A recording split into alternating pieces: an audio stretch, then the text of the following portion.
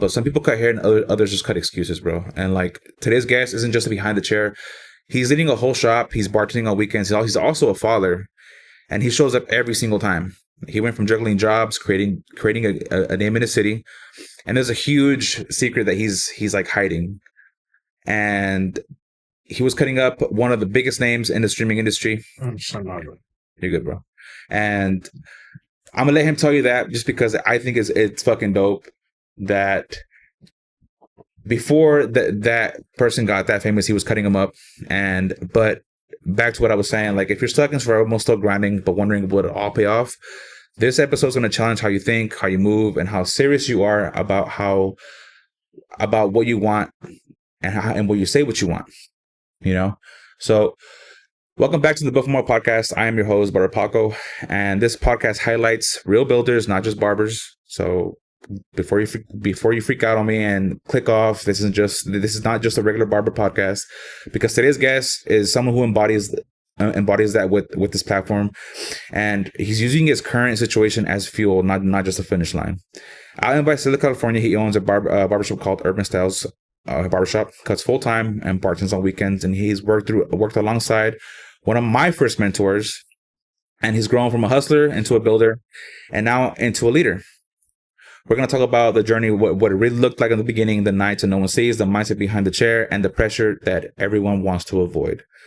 So today I have Javier, aka Javi 559, aka Javi 559. Welcome to the Built for More podcast, bro. Hey, thanks, man. That's a hell of an intro. I know, yeah, it's I definitely want to like really elaborate on why I do what I do and give people a chance to watch like a little snippet before they even decide to click off. But yeah, man, like let's get into it. So what essentially got you into cutting hair, and how long have you been cutting hair? So I've been cutting hair for a long time. I'm sure like everyone else. Right. I started like when I was 13. But the thing is, barbering kind of started in my family. So, really? Yeah, so my cousin, he was a barber. He inspired me to be a barber. And then my aunt, she used to cut hair for as long as I can remember. And so my first real barber experience, I was already cutting. But my first barbershop experience when I went to Mexico. So and Ensenada, she has a barbershop out there. Oh wow! And she threw me out there. She's like, "Hey, like I heard you're cutting hair. Come on, let's go to work. Let's see what you got." Yeah. So what was that like cutting in Mexico and Yeah, 13 years old, bro. Like 13 years old. Holy shit! Yeah, everybody's gonna give you a chance if they hear you're from like the United States, especially back then. The fades weren't like fading, you know. It was just like a whatever cut, right? You know. So when they heard that I was out there, or people there were like, "Oh, you're from the United States, all right." But I was messing everybody up, bro. Like, well, I mean, but to them, it's like, "Oh, I got this haircut from the guy that was from Estados Unidos." Yeah, you know what I mean? Yeah. So it was cool, bro. I mean, that was probably the most money I ever made as a kid, too. Like, especially like getting paid in Mexico. That was like, so I made like probably like $70, and then went to a club, bought a bottle, and just. From there, just thought it was like the coolest thing. Yeah, 13 years old, you know that? That's fucking crazy. Yeah, that's crazy, bro. Just because like that's completely different how when I started cutting hair. Like I started cutting hair because my mom pretty much told me to. Is that right? Well, not told me to, but like it was like one of those things where she was like, "Hey, I really need you to do me a favor. Can you cut up your brother?" Because she used to cut up my hair back in the day. She used to just cut us bald, and we were actually going to Mexico. Speaking of Mexico. We were going to Mexico, and my mom was like, "Hey, mijo, can you help me out? I have to pack and do all this, and make sure all the passports are ready, because I don't want to just not be ready, So I was like, "Yeah, I'll do it." And I used to live at a ranch too, so I'm a ranch kid. So there's nothing to do other than find something to do or get in trouble. So whenever she would tell me, "Go cut your," I was there. I was down. Where's that at? Where'd you live here? I lived in Orloma. I don't know if you know where Orloma's at. It's a small little ranch, bro. Super small. It's about maybe 15 miles north. From here? Yeah. So it's pretty close still. And I remember my mom was just like, "Hey, can you just cut up your brothers?" And my brothers at the time were 8 and 4, so you can just imagine that shit. Yeah. Did she just give you some clippers? It was just some rusty ass clippers, and she gave me the clipper, and then she gave me a can of WD-40. Yeah. And she was like, I need this done like as soon as possible, and I'm like, okay. So yeah, that's essentially how I started cutting hair, and it just kind of trickled Yeah. as I Well, as the way I I started wasn't really like. I mean, the way I started was more like I met back then. So I moved from the city because I'm from the city, and then when I left, I would go back to Long Beach like every month, Wow. and then I would still keep tabs with my cousin. And my cousin, I said he was a barber, so he would practice on me, you Uh-huh. know, and to keep me fresh. But when I was coming from the city to over here to Porterville, there was no barbers that can like do what he was doing, which was like the lineups. Right. And back then it was like the C cups where you would point your sideburns Yeah. and stuff. And then later, eventually, people would get tapers. It's crazy because I feel like the C cups got here like in 2015, like 20, Yeah, yeah. roughly, right? Like a little Yeah, late. everybody that because when I started going to barber school in Modesto, that's where I seen it first. Was at Yeah. my Yeah, barber 2015. college. that sounds very accurate, actually. Yeah, Yeah, yeah. That's yeah. about when I was getting it done. Yeah, so that was where I started cutting hair. Well, I'm in school there, but that's where I started seeing the C cup. And then Yeah. when I was cutting hair at home, the time was on charging $8 a haircut, and I would do the whole C cup thing, and everyone would be like, "Bro, take this shit off." Yeah. Like I don't fucking like Oh, this. yeah? I don't fucking like this because I mean you're from the time where a mid fade was a mid fade. Yeah, it was a fade, or You know, yeah, but and then there was no low fade or drop fade. yeah. I mean there was, but it just it hadn't made its way. Yeah, to yeah, the it valley, wasn't really. you know? Yeah, it was more like you just got like a buzz type haircut. And that was pretty much it. And then here comes the Edgar haircuts in what 2020. Yeah, yeah, the Edgar haircut's been crazy. I firmly believe that the way that Edgar haircut started was someone jacked somebody up and was like, "Oh no, leave it. It's a lineup, bro. It's fresh. It's fresh. It's fresh, bro. It's fresh. You don't get it, you know." So let's go back into the whole Mexico thing. So like, you were So for it how was long? For more. how long? Well, so no, it was more when I would go to LA. So Okay. when I would go to LA, I couldn't find a barber, you know, and then later the tapers evolved, right? The taper scene was crazy, bro. Yeah. So what I would do is I would do my eyebrows with the eyebrow razor. And then because nobody could do my pointed sideburns, I would just like shave them, right? So I would just keep them fresh, and I would just Nice. freshen them up with the eyebrow razor, and so I would do that. So I would get a taper, and then I would point the sideburns to give myself like another week for the haircut. And then one day, I fucked up my sideburns, and I could. There was like no way. Like I had pointed them so dumb, bro. Like there was no way to make it look like sideburns, and so I found some clippers, and they were right there in the bathroom, and I was like, "Fuck it, I'm just gonna give myself a taper." It And worked out, right? yeah, I just tapered it up real quick, and then I went to school the next day, and everybody's like, "Damn, how are you like? That's a fresh taper." It's crazy because like that's even now, like I feel like the haircuts I don't even try on come out fresher than the ones that I actually do try on. It's so fucking weird. Right. But I have a similar story to that. Like for me, my thing. So the first time I got a lineup, I was like in love with it. Yeah. I had never gotten a lineup, and it was the first time I got a fade because I would always get a zero. It was always a zero all around because my mom believed that Big was. buzz. Yeah, my mom believed like no, Michael, you know, I need this to last, you know, because I can't afford going to the shop every 2 weeks, so this has to last. I was like, fuck, all right. And then I started going, and then in high school, that's when I started seeing my friends with lineups and shows. And my friend was like, hey, my boy actually cuts hair for $5. He'll fade you up or bring him a pack of cigarettes. I was like, all right. Well, I bought him a pack of cigarettes.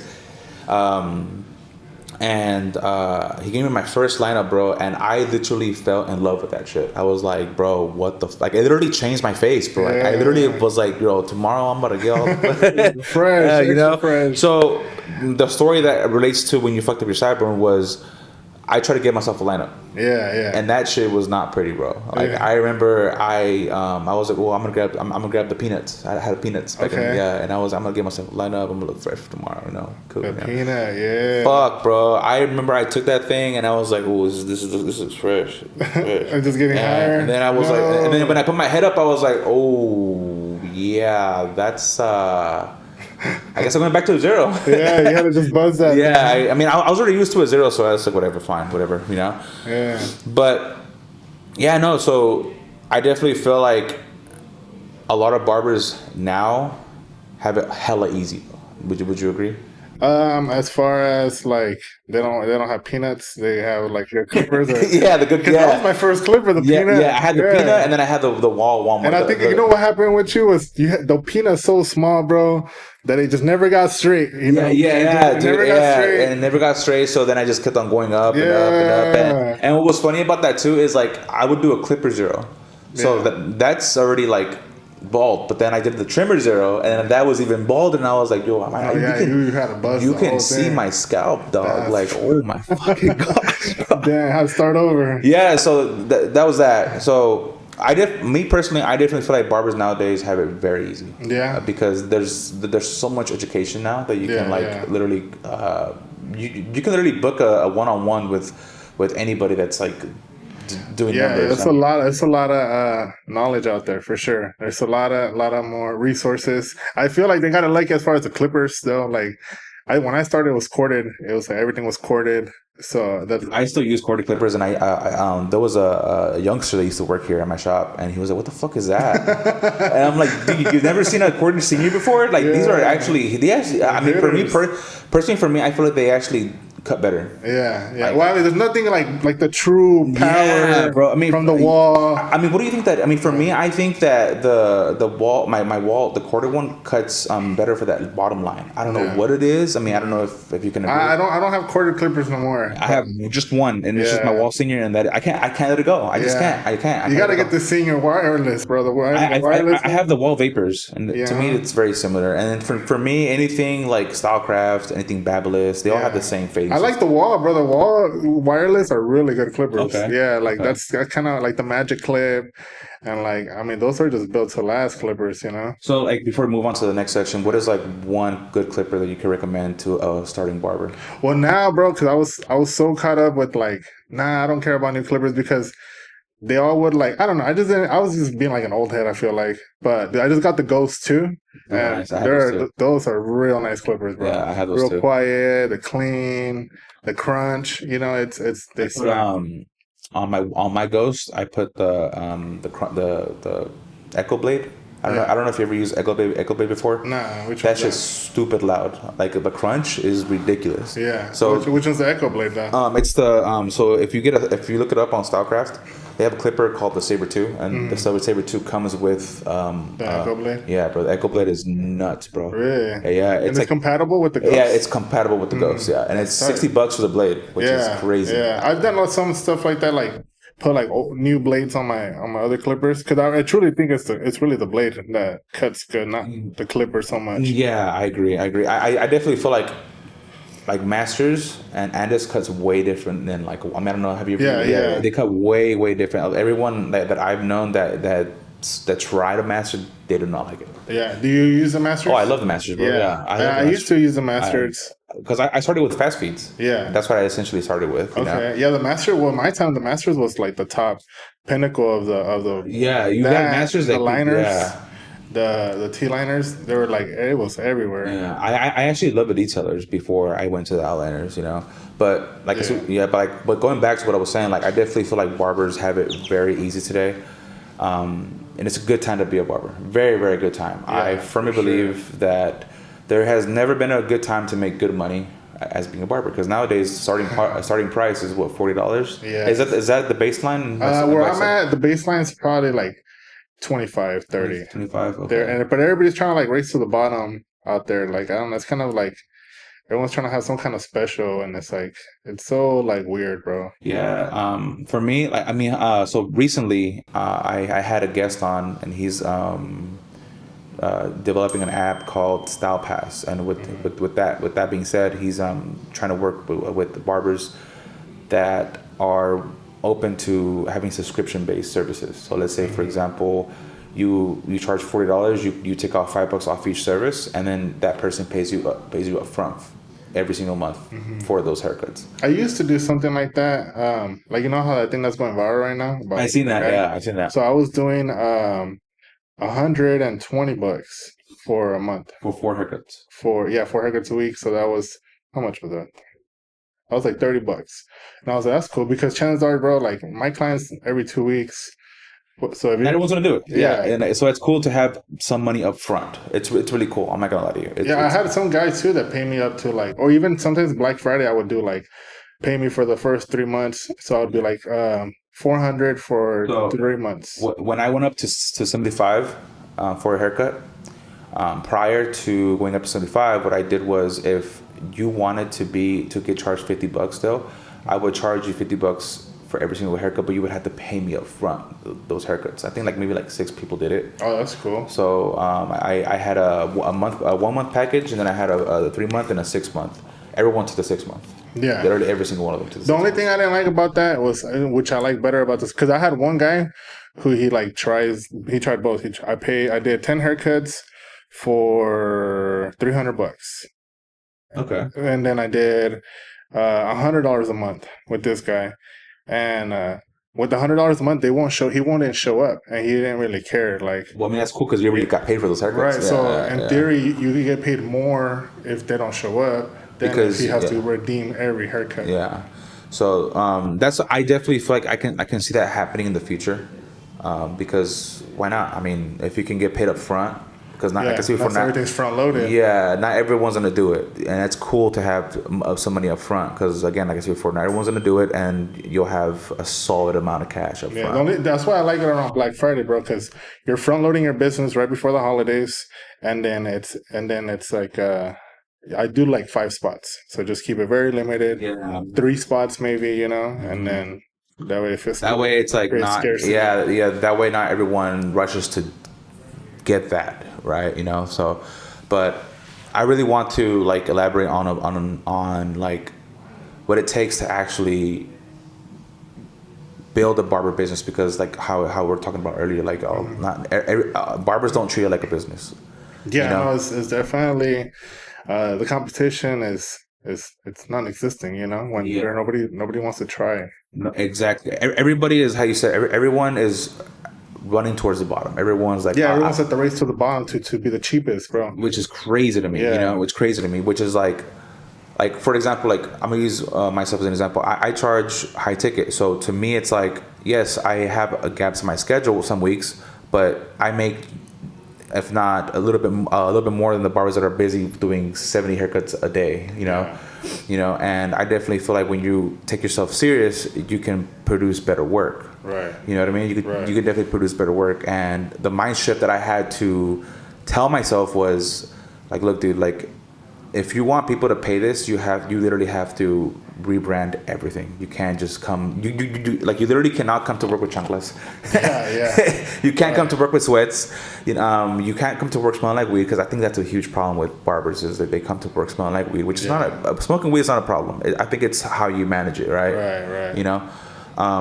Just getting drunk all the time. Yeah. But like, I do talk a lot about these identity shifts and like how barbers go from hustler to builder to leaders. Like, where do you think you are right now in that process? I feel like I'm in the building this part right now. Like I'm still trying to like build what I have, and I don't know. I've been so like with doing that and the bartending, I start to lose.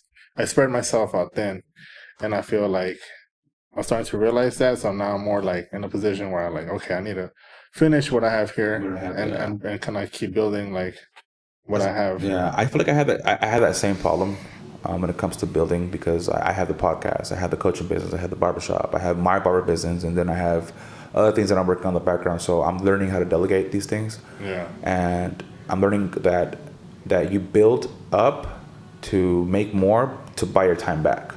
Right.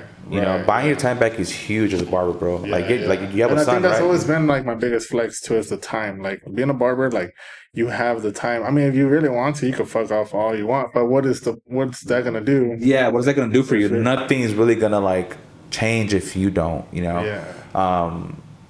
What is like one of the biggest like mistakes you feel like barbers are doing like today when it comes to like building a business? And They're just not. They're taking it like a hustle. They're trying to slang the cheapest dope when it's like it's all about like quality. And I think people are like not like seeing that. Like I feel more people don't understand that they need to like niche down. Like they just need to niche down. Like what I realized when my business, the reason I was able to scale my business is because I found like the problem to like someone's solution.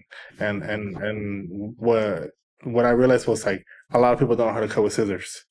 And that was my biggest thing. Like a lot of, because I started realizing when I joined that program was that most of 60-70% of my clients are long hair. Mm-hmm. And then so I was like, why? And then before I would get upset because I'm like, damn, I'm not getting Edgars. I'm not getting the high schoolers anymore. Like I'm almost kind of becoming the old cat, the OG, you know, and I'm big bro now. Yeah. Which is fine. I'm big bro too, like, which is fine. Like, yeah. So, but once I understood that it's like, well, you just focus on what you're good at, and you're gonna get paid. Like that's instead huge. Of trying to be good at every haircut. That's huge, and that's why it really grinds my gears whenever I hear like OGs like, so if you can't cut every texture, then you're not a real barber. Oh fuck, then I guess I'm not a real barber. Then. I don't think it really matters so as long as you're making money. You know? Yeah, exactly. Like there's no point of you cutting every hair texture and you're not making fucking dough. Then what's the point? Like for me, like I always hear barbers say, I don't want to cut Edgars, but that's all you post. Then why are you posting? Yeah. You know, I definitely feel like from what I got from what you're saying, I definitely feel like barbers should definitely know their ideal client. Yeah. Because if you don't, then you're going to be constantly doing the haircuts you don't like doing. Right. And then you just kind of I mean, you're not really marketing yourself correctly. You're just kind of, you're good at what is that saying goes? The master of... a jack of all trades, master of none. Yeah. Yeah. It's like, I definitely feel like in business, you have to specialize. And once you specialize in something, you're going to get ahead of over 90% of barbers. Yeah. 90% of barbers are literally failing because they want to fuck off, one. How you were saying earlier, you can literally have the freedom of all you want. But if you do that, you're not going to grow your business. You're just going to be stagnant. You're going to be like, oh, fuck, well, why is everybody cutting hair? I'm not. Well, come on, dude. Yeah. You come to work at 5 p.m. on a Saturday. Right. Hella late and just kind of just sleeping in. And yeah, dude. On Saturdays, I'm here at... The earliest I've ever been here was like 4 a.m. on Saturdays. Yeah. But I'm off at 3. You know, I'm off hella early on Saturdays. You know, but I feel like those are the sacrifices you have to do, especially on Saturdays, because not every day is gonna be like that. Yeah. You know what I mean? Yeah. The earliest I do is like 6, and then that's kind of like because when I used to work with the old man, 6 to 6 every day, and that was like. People do show up. No, dude. Yeah, because especially on Saturdays, but people have shit to do. Yeah. You know, I definitely feel like one of the problems too that if you're not getting booked up, it's probably because your schedule is too limited. Like try opening up some spots. You might see that people are up at 4 a.m. You know, or even staying late. Like I would close before. I would close like at 4, and then. Now it's like I open my books till 7:30, you know, and it all depends if I have my son. Like if I have my son, then maybe like right now in the summer, I kind of take it more serious, taking time with him. But if I don't have him, I'll be there till like 9. If I want to, like same here. Like because my situation's a little different because your son is how old? He's 5. He's 5, so he's a little bit. He's more independent. Yeah. You know, opposed to like with me, I have to. My schedule is like limited. Like I have to wake up. Yeah, so my oldest is 3. Oh, right on. And my youngest is 6 months. Nice. So I'm in the middle. I'm in the middle of like fatherhood and being a business owner, and I'm in the middle of all that. But it's in a strange way I love it, and it's weird. Like I wouldn't want it any other way. It gives you a drive, bro. It gives you a drive. Like now you have a reason to you don't have no other choice but to make this work. I think my mindset shift, like how I was saying earlier, is. I really had to go from I have to go do this to where it was I get to do this. Yes. Right. Being under pressure is a privilege. You know, being a high ticket barber is a privilege. You know, doing a podcast like this is a privilege. Yeah. Like I'll complain about shit, but I'll still get shit done. You know, still gotta show up. You know, exactly. You know, so when you opened up your shop, like what was probably one of the hardest things that you had to go through, like the mind shift, and because you said you were working with the old man for so I was working with when I got licensed, I knew like I wanted to work with an old man. Like I was like I want to find the oldest man in the block and work with that guy, and that guy had been there for like 25 years, so he had cut like 3 generations of barbers or of clients. So when I got there with him, we're chopping like 25 heads a day, every day, 5 days a week, and then. But I was paying a lot of rent, bro, and I was always tired, bro. And then with time, I started realizing I was there for 2 years, and I realized, like, dang, like, there's a lot of people waiting for me. Maybe I should probably open up my own spot or do appointments. And he didn't really want to do appointments when the appointments were kind of like Booksy had just broke through. Yeah, I think it was like the cut too, right? The cut had that was another. They had barely broke through like that 1 year, and he didn't want to do it. So then I was like, maybe I should like leave, if the opportunity comes. But what I learned from him was finding the right spot, and that was like probably the biggest challenge. So I had to be patient, bro. I probably looked for like consistently, like for like 8 months, like on Craigslist, on fucking City 2 Fee and City Loop and all this shit, like, and just every week, just consistently looking, and then, the spot that I have, I chose it because of the parking lot, the location, and then the price. Pretty solid price. I mean, parking lot, right? Like, yeah, bro, and that's huge. Like a lot of people don't have parking like where I'm at. Hey, Barber fam, I really hope you're enjoying this conversation as much as I am. But real quick, if you're a barber struggling to get new clientele online or struggling to shoot content, the whole thing just feels like guesswork to you. There's literally no need to guess anymore. I built my own school platform where I show you exactly how to shoot content, what angles work, and how to study other people's content. That way you're not doing the guesswork anymore. So if you're done struggling, feeling stuck, click the link in the description down below and let's grow together. Back to the conversation. Are you were saying, bro? Yeah, so I was there, and then I found a spot, and I just pretty much I think the hardest part was I didn't go in there with a plan. Like I found a spot, I was so caught up in the spot, and I never really thought out like what I wanted the shop to look like and how much like realistically it was going to cost me. Because when I opened up the first, cause I have 2 shops. So I have my first shop is downstairs, and then I just opened up the second one upstairs. So it's the same. It's like right on top. Okay. So it's a 2-story, but you have to go outside to get there. And the second one, the first one, it took me like 4 months to build it out. And the second one, I did it like in 3 weeks. Oh, wow. Because I already knew, like I went in there with the plan. I knew exactly what I needed to do. And with this one, it was so hard, bro, because I started like, I overdid everything. I overly, like somebody just let me fucking decide what I wanted to do, and I didn't really have like a plan. So I ended up overspending on electrical. I overspended like on the cabinetry. I overbought the most expensive chairs, like the old like Koken chairs, like fucking $1,500 a piece. These were like $1,400 each, bro. Yeah, and just bought, but it was ever old, so I still had to restore them. Oh shit! So you had to restore them, bro. It was I didn't go in with a plan, bro. I just thought I knew what I wanted, and then I mean, like I'm sure they're nice, right? There was, and then I ended up just giving them away. But that was the hardest thing, is I didn't go in with a plan. So, I mean, eventually, bro, like you open up a shop, people are gonna probably pull up, but I didn't have no flyers. I just fucking, and I was like, my bankroll was going, I was draining my bank, all at the same time. So it was, it was an experience. Yeah, it was definitely an experience. It was like sink or swim type shit. Yeah, no, dude. Like I definitely feel like that's a lot of what barbers aren't ready for. Like they think. I mean, I don't know what it is. I mean, I firmly believe that not every barber should be a barbershop owner, and that's okay. Like that's okay. Like I think society and the industry has it painted with like, you have to, grow, and then open up a shop. Like, no, you don't essentially have to do that. If you're okay being a booth renter for the majority of your career, that's fine too. Yeah.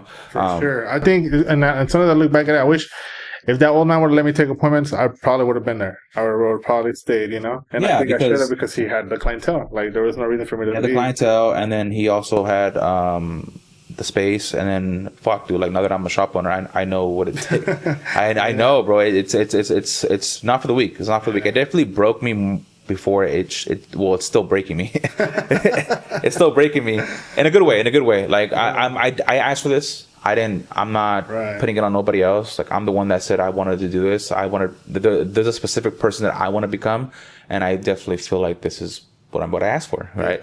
But I think one of the hardest thing though is finding barbers with a vision and loyal barbers too. Yeah, loyalty is everything, bro, for sure. Loyalty, and I think that was too, like, that's a big dynamic, is the loyalty. But it's like, I don't know, people, like, that was another reason why I left. Like, everybody else that had a shop, they were like Well, back in, like in that time, it was really strict. Like everybody was like they open and close at this time. Everybody was walk-ins, and then you kind of were just there if you wanted to do that, you know. But nobody really gave you like the shop key. You couldn't come and go as you wanted. It's crazy because like not like barbers don't realize that some shops only allow you to be there during shop hours. Yeah, or that you'd get pressed, bro. There was no reason for you to be there after hours. Yeah, shit, you know. Yeah, like, and that's what I didn't like. Like too many rules. Like you know, you're in the industry to be like self-employed and be your own boss and kind of come in whenever. That was my thing too. Was like, I mean, luckily for me, I never was in a shop where I couldn't go whenever I wanted to. But when I heard that, I was like, damn. There's actually shops that don't allow you to go. Or this one, it was 5 days a week. If I wanted to work a 6th day, I had to pay extra rent for the 6th day. That's crazy. Bro. Yeah, so it's too much, bro. Like I didn't like too many rules, you know, and that's kind of why I was like, when I build my own shop, I'm gonna, you know, be more like lenient and let everybody have a shop key and everybody kind of work and go as they please and just. And that's kind of I feel like with time, so the timing has been so good where it's like now everybody's mostly by appointments. Which is great. I firmly love the appointment-based business opposed to the walk-in based because I'm not waiting around for walk-ins to walk in. Like no, and then the whole app thing, which made it even easier. Right. Like I firmly believe that if you're not on an app in 2025, what are you doing? Yeah. It's this free market right there. And that was the thing that helped me too when I did move. And like I said, like the app had just kicked off. I was the second barbershop on that app. Oh wow! So that like instantly, I started getting so many people coming in, and then a lot of people like not only do the barbers appreciate the convenience of appointments, but so do the clients. So like clients are like, you're telling me I book an appointment at 10 o'clock and I can just go there at 10 o'clock and you'll come. Yes. Yeah. You're not going to have to wait 2 hours. Oh yeah. That was the reality of the shops back in the day. I would literally get there on a Saturday and there was a whole line outside and I'm like, fuck. Goddamn. Yeah. They're just waiting for you to open the door. Yeah. And I'm like, can I just like go in real quick and let me like, just give me 15 minutes to kind of like, set up everything and close my eyes a little bit and kind of get ready for the day. But nope, everyone was right there because they needed to be somewhere. It's like, well, fuck, what the fuck you want me to do about it? Yeah. I can't just buzz everybody. Like I had to accommodate to what people wanted, you know? So I definitely feel like the experience has gotten better. I definitely feel like... the thing is that you were there, you know? And that's the thing that people want. They just need a barber that's like consistently going to show up. I definitely feel like a lot of people don't even mind paying more for that. They don't you know. I've personally, for me, I've had better experiences with people paying high ticket than people paying lower ticket. I'm sure you can kind of for sure. Cheaper people are pickier and they don't show up on time and they don't respect your time. They're always trying to get the deal. You know? And barbers are always like, oh well, how are you able to charge this much in a small town? Like, well, I was able to get into a market that barbers are so stubborn that they don't want to get into. Oh, I don't want to do social media. It's too much. Social media is really helped a lot, bro. Like, I mean, it trips me out how, like, even like the fact that I have barbers at my shop, it has been through social media. Like, I mean, all these barbers that are with me, I've never. That's so cool. That's so cool because I have 4 barbers. I have 2 chairs available. So if there's any barbers out there that want to grow, you know, these chairs right here. Yeah, bro, the ones that are right here. That's a nice spot right here. Yeah, bro. And early before the podcast, you had mentioned that like, why wouldn't barbers want to work here? And it's like, I don't know. Like, I think barbers are stuck in like their head. They have this idea of like me that I have. I'm a content creator. That I'm gonna make them do something. Like, no, that's not at all it. Like, what do you think? There's a obscurity in that, like I don't know. I feel like I mean I do kind of push the content on my barbers, but like I'm more like teach them, you know, but I more show them. Like I was like, look, this guy, it says book through Instagram on my booking app, and then I was like, look, like I posted this video, he clicked the link, and I want to, you know, and bro, it works. Like I firmly like I was with Instagram, I was able to tap into a 200-mile radius while barbers here in town are stuck at a 15-mile radius. Like, especially with this population, bro. Like, it's not gonna. You can't really depend on your population. It's not gonna really work like that, you know. You have to literally like start reaching out into other markets, like because they have just like Great Clips right down the street. Why not just go to Great Clips? And you know, I firmly believe that if that was the case, if it was just a haircut, they would be booked up all the time. Yeah. Right. And people say that, oh, I'm gonna pay more than $20 for a haircut, but it's only a haircut. It's not just a haircut anymore. Once they fuck you up. Yeah. Once they fuck you up, that's a whole like different thing now. You know.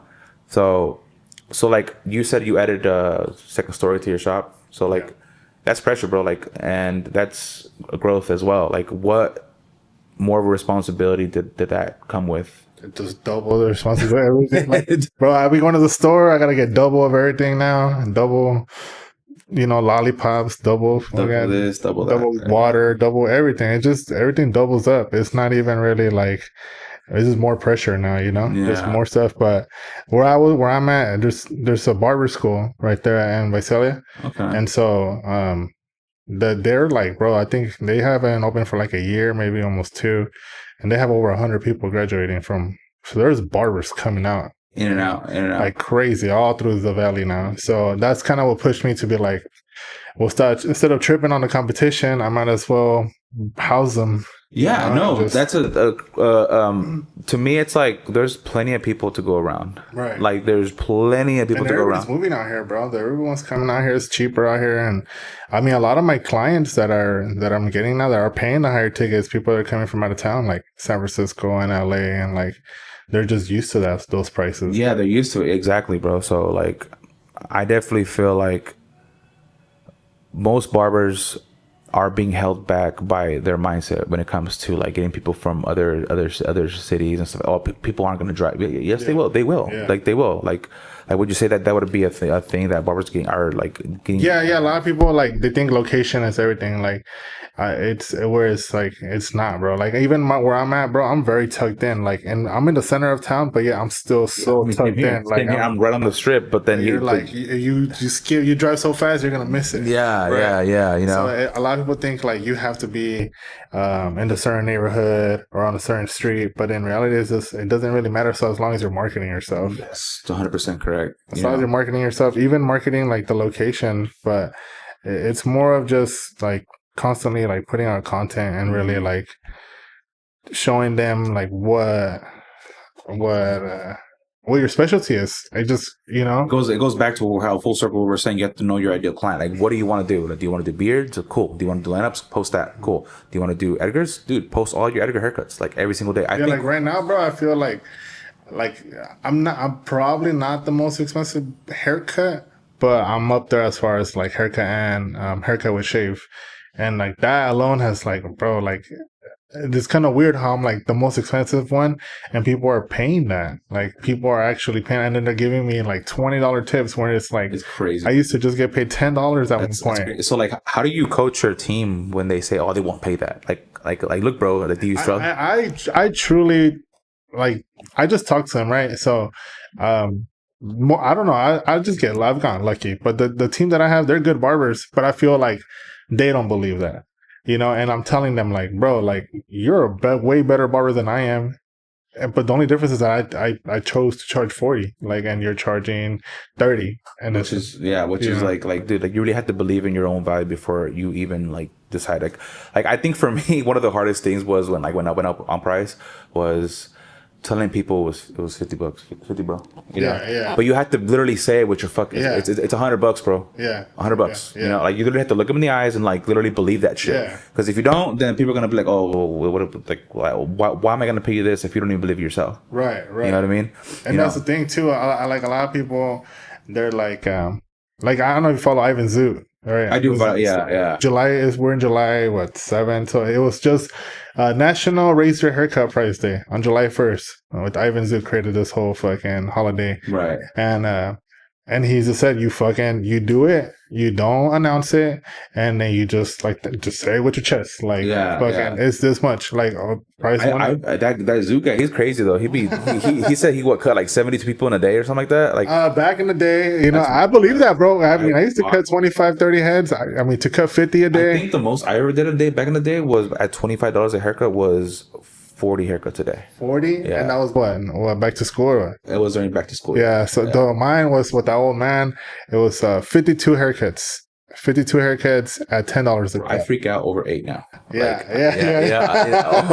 I freak out over 8 haircuts, but I mean, like, you put it into perspective. I'm charging $100 each. Yeah. That's $800. You know what I mean? That's a lot. Bro. You know what I mean? That's you a lot. Make sure you take your time. How long are you taking on a haircut? An hour. Yeah, that sounds right. An hour. I mean, I can do if I'm not recording content, which is like rare. I'm always recording something. Right. I can do a haircut in like 25. A solid, like perfect, like detailed, about 25 or 35 minutes. Yeah, that sounds good. You know, yeah, it was good. That's when we were at that with the old man. It was, especially with the kids, you don't have to shave them. It's like a 2 on the side. You know what's crazy? It's like I often think like, fuck, like if I were to ever go to like to help out a shop or like help the barbers here, like I can bust out a haircut in 20, like whatever haircut, like 15 minutes. Yeah, easy, really though. Easy. Line up, shave, everything easy. Because I've done it before. I've done it before with like I'll get like walk-ins here sometimes and no one's here and I can't turn them away. Like this is gonna make me look bad. But I do let them know, like, look, I'll give you the shop price today, but I do charge this, and they're like, oh, okay, cool. And 9 times out of 10 they'll pay me my price anyways. Oh, nice. Because I let them know in the beginning. Yeah. You know. So I think it's communication at that point. I think I think people appreciate the communication and they won't mind paying more for a good service because a lot of people really have trauma from shops, bro. Especially around this area, bro. Like I hear all the fucked up shit that I hear from other bros. Smoking. Everyone's smoking in the backyard, or like I think one of like I think that's like not the biggest problem. I think the biggest issue is when one of the craziest stories I've heard was one of I got a new client and he was telling me, he was like, look, bro, I went to a shop here in town and I shit you not, the worst experience I've ever had. I was like, fuck, like, where are you from, bro? He goes, well, I just moved here from Gilroy.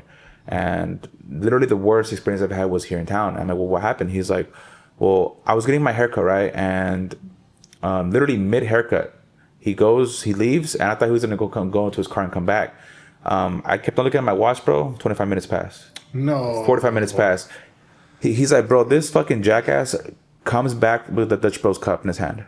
Dude. I was like, bro, are you serious? He goes, yeah, bro. Like, to the point, like, other barbers in there were like asking me, like, you want me to finish it? Like, I don't think he's coming back. And then, wow. And then it's crazy because like that dynamic, they all know how that barber is, because he was like, yeah, bro. Like, people were asking me, the barbers were asking me if they want me to finish the haircut. But so the barbers, they were like, no, don't do it, because you know how he is.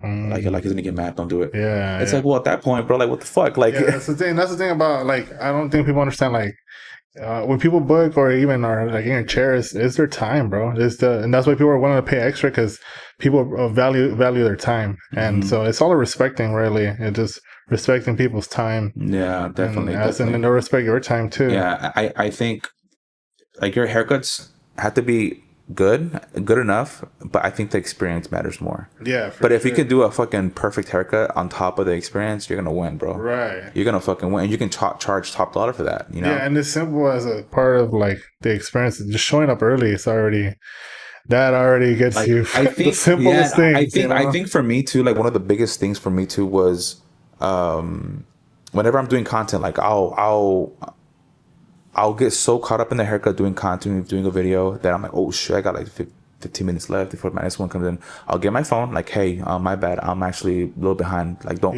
rush coming. Like, cool. You know, because I do that all the time. Yeah, let them know. Even because at that point, like a little bit of time. Yeah, because at that point, you're caring about their time, and a lot of the times, people when people come in, they're in, am I late? Like, dude, chill. Like, we're good. You know. So I think one of the biggest mindset shifts for me was I have to literally switch my transition from just being a barber to actually being a service provider, because that's what we are, you know. And that's when I joined my first mentorship, right. which was with Daniel, and probably shouldn't have said his name. With the New Era. New Era. Yeah. I'm gonna put a quack with his name, but it was a cool experience. I'm not gonna lie. It humbled me a lot. But so when did you start that program? It was in 2020, and then that was before, like, because how many followers did you have then? I had like maybe 1,000. Okay, and that's when you joined. We're like, I had 1,000. No, less than that. I had like 800, I think. 800 followers. Why do you want to do that? So I always knew that I wanted to be an influencer in my industry. I always knew that I wanted to charge high ticket. I just didn't know how to. And my thing is like, well, if you don't know how to, find someone that's already doing that, or if not, and I've seen this fucker like everywhere. Yeah, he hit me up. Well, because I was already doing his other program. It was like a little like ebook with like videos and stuff like that on how to do content, and like, you know, very early on, you know. And I did all that, and I was one of the first pioneers in my city to do content. Everyone here would make fun of me. Yeah, what was that? 20 that program was like 2018. You did it in 2018? Yeah, 2018. Damn, that was the beginning of like him teaching. Yeah, because I just got off the program after 1 year, so I just did like a year ago. Okay, yeah, no, so I'm gonna be very transparent. Like, I'm like, this is just my experience. So any disclaimers out there that want to come after me, this is just my experience. And so in 2018 was when I joined his online ebook. I forget what it was called, but it was jam packed with a bunch of value of like how to do this, how to do that, and it came with videos on how to shoot content and what to do, what not to do, and stuff like that. And then I completed it. A year later, nothing happened, and in 2020, in the middle of fucking COVID, he hit me up. He goes, "Hey, bro, I noticed you're one of the OGs from, you know, doing my old program. I was wondering if you wanted to, you know, hop on a call, and I have a new mentorship that I'm doing now." I was like, cool, yeah, let's do it. And I already had trust with him. Like, I already trusted him. I already had some familiarity with him. You got some value from that. Yeah, so I was like, oh, fuck yeah, you know.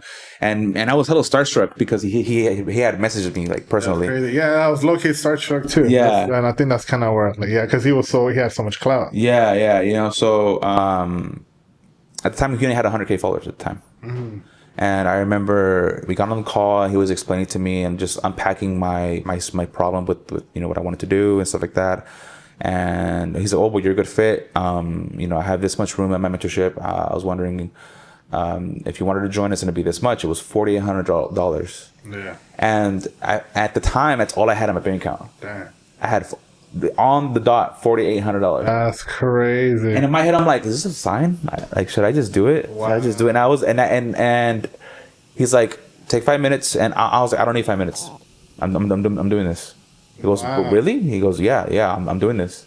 He goes, "You're literally one of the first ones that just jumped on it." Wow. Like everyone else had to think about it. Yeah, because it took me some time. It took me like 3 calls with him to like actually pull through. You know, and dude, and he was like, "Bro, like I never had anybody like just like." Yeah, I paid him in payments. Yeah. I didn't pay him the whole 48 for up front, but I did pay him, you know, deposit. He's like, "You don't have to pay me the full 48, but what you can do is pay me this much, and then the next week you'll pay this much." And I did. So that's what I did. That way I wasn't stuck with that money, you know. So he did help me out on that. But he's like, "Yeah, you don't need time to think about it." I was like, "No, I don't." He goes, "Why?" I'm like, "Well, because I trust you.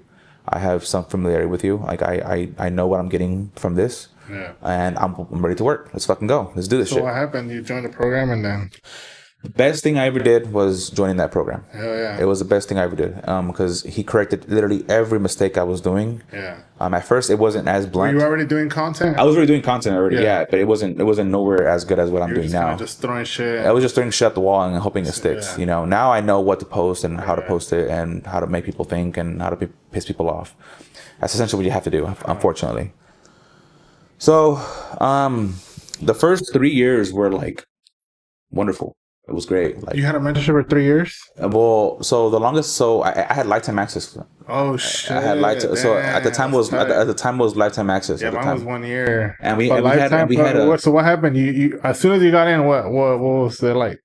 So he's like, he gave me access to the. So at first, you know how now it's school. Yeah. And back then it was Facebook group. Oh. Okay. So he gave me access to the Facebook group. I started watching other videos and stuff like that, and dude, it was like life changing because like he was explaining to me the process of natural selection, how certain clients are just gonna fall off, but 4 more are gonna come in, and like the whole process of explaining to it, how like it just made so much sense to me. Yeah.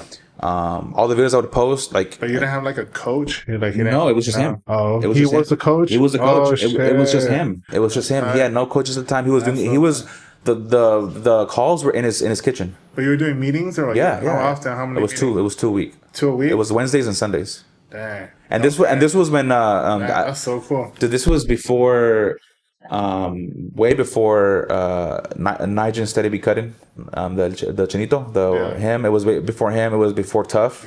Nice. I actually joined when Tough joined. Really? Yeah, I knew and it was before Crispy Cats. Yeah.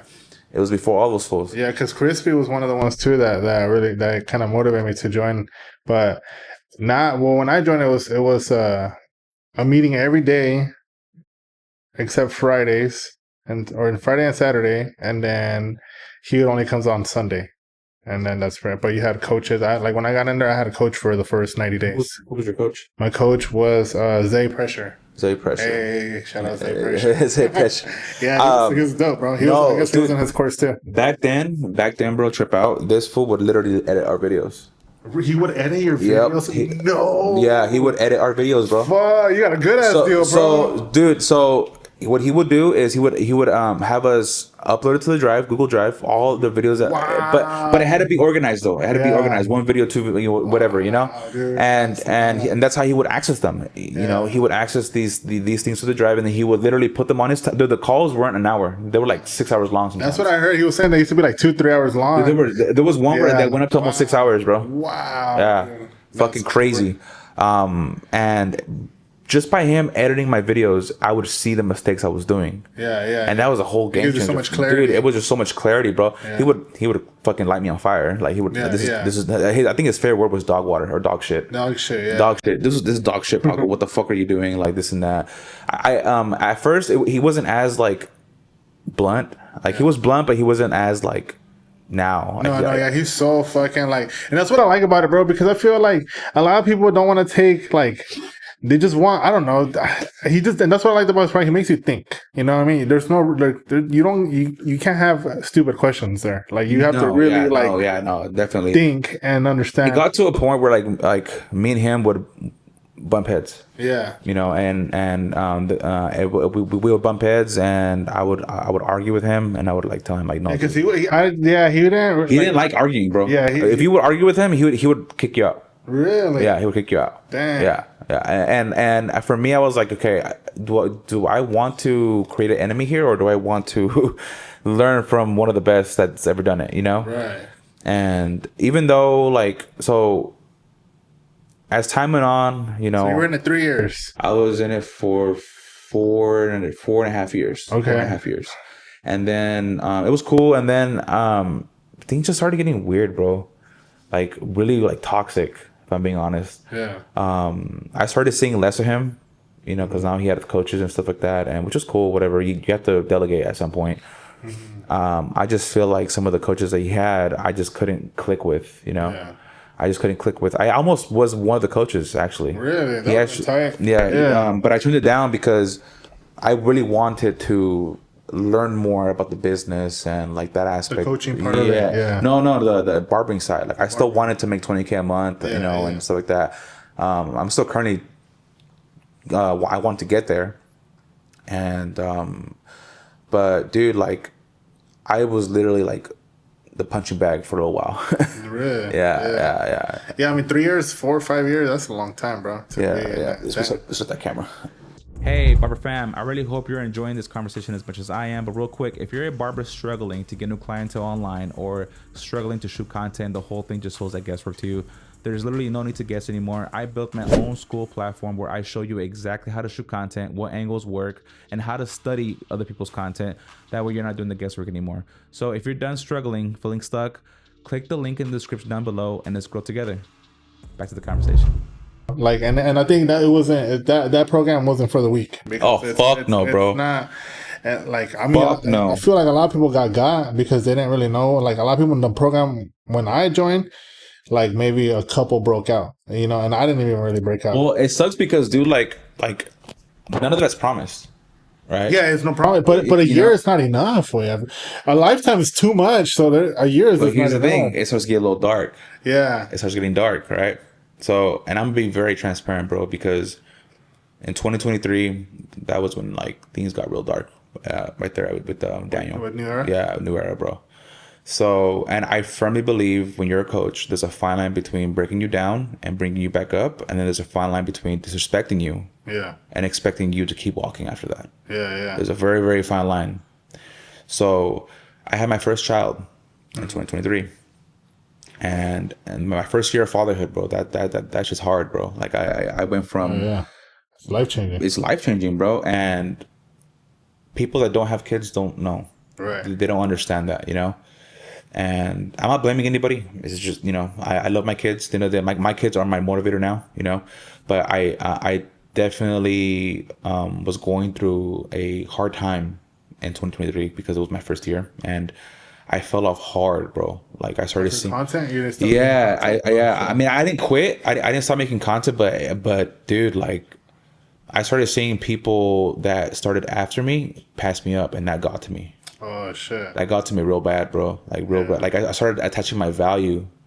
I ain't shit because XYZ is farther than me now. Yeah, yeah. And before I continue with that, I feel like those people that are farther than me aren't even happy. Yeah. I Yeah. mean, it's just the numbers on the board don't really mean much. Huh? No, you know, like, no, they don't. Like I wasn't fulfilled anymore. I was going through it. Like I was going through a lot. I hit rock bottom, bro. And when I hit rock bottom, I turned to the community. I was like, okay, well, this is why I paid for it. So, and I remember I was in a very again. I had like 2 hours of sleep. I was like going through it. You know, it was a lot. So, I was going through a depression at the time, and I turned to the community thinking that was gonna help me. Nah, bro. That shit fucking gut checked me so hard that I felt that shit on my balls, bro. Why they like fucking he like grilled you or what?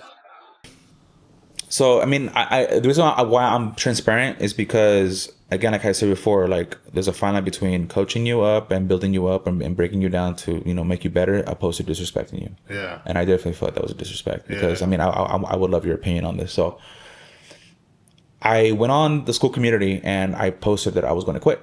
I was like, I can't take this no more. I'm quitting content. I'm done. Like I can't do this. Like it's too much, And Daniel messaged me, bro. That motherfucker messaged me. He was like, don't bring little bitch energy to this community. I deleted your comment. That was ridiculous or something shit like that. Oh shit. Yeah, bro. And Damn. and I was fucking pissed, bro, after that. Damn. My image of him shattered. Yeah. After that, me and him were going back and forth a little bit. I was like, you know what, you're right. But at the same time, you're not gonna disrespect me, bro. Yeah. I mean, think about it, bro. Like the person you looked up to, expecting some kind of. I mean, I get it. I was in that space, but I definitely feel like you should have corrected me in a different way. Yeah, yeah. I mean, think about it. And think about it. Would you like if your mentor would call you a bitch? Like, No, yeah, and I think that's the thing. He was really like stern. He's really like, I don't know. I never really talked to him, and I'm kind of glad I didn't. To be honest, because it was cutthroat. yeah, bro. Like it wasn't really like I kind of like didn't want like even when I first wanted to join, I was like, I don't know if I want to join. He fucking told me some shit, and then I was like, nigga, what? Like, but like at the end, I still wanted to join the program, and I never really spoke to him. But I always found it weird that like all the coaches that were with him have fallen off and gone to other programs. Oh, And like even like my coach is not even a coach anymore, and like dude. I don't know, like it's just kind of weird, like how everybody's falling off his team. I have more to share. I definitely wanted to be very transparent with this because I have never. This is the first time I've ever been transparent about me working with Daniel. Right, and I never told anybody I've worked with Daniel. You know what I mean? You know what I mean? So after that, bro, I was so and I was already going through it. So you can just imagine like the amount of like baggage I was carrying already. I was like, fuck, this motherfucker just told me that shit. Like, fuck, dude. Like, I called my accountability partner and like I told him what happened, and he was like, well, what'd you expect, bro? Like, what'd you expect? And I was like, well, fuck, I paid for this shit. I kind of expected some kind of support. Like, Yeah. you know what I mean? Like, and now that I'm a coach, like, I told myself I'm never gonna break that line. Like, Yeah. I'm never gonna treat someone like that. Like that. There's no reason to. Yeah. There's different ways to talk to coach somebody, but to call them out their name is a different thing because he wouldn't like it he didn't like it. Yeah, yeah. You know what I mean? Yeah, and it's a fine line of like, especially like being a coach. Like I feel like the style of coaching, it's big. Like I don't know, because even now, bro, when we joined the program, they asked us like, "What kind of style coaching do you want?" You like, see? Yeah, because that's why. Because, dude, like, that's why a lot of his friends or people that he worked close with left because they couldn't take it anymore. Yeah, it's too much. Like, I mean, yeah, it's just too much. Like I said, every time he would hop on, bro, like there's like no room for stupid questions.